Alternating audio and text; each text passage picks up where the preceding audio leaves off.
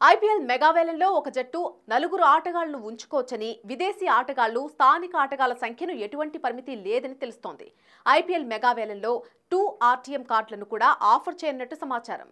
అధికారికంగా ఎలాంటి సమాచారం లేకపోయినా అశ్విన్ సహా కొందరు కూడా ఇదే విషయాన్ని చెబుతున్నారు.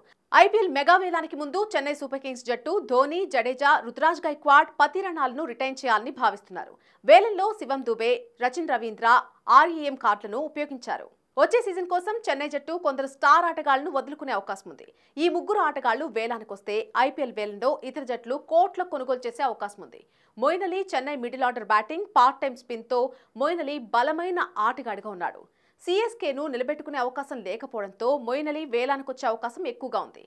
అయితే ఇతడిపై ఆర్సీబీ, ఢిల్లీ తదితర జట్లు కన్నేశాయి.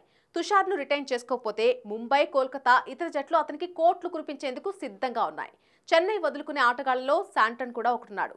ఇతడిని ముంబై, కోల్కతా, ఢిల్లీ, పంజాబ్తో పాటు ఇతర జట్లు కోట్లు చెల్లించి కొనుగోలు చేసే అవకాశాలు కనిపిస్తున్నాయి.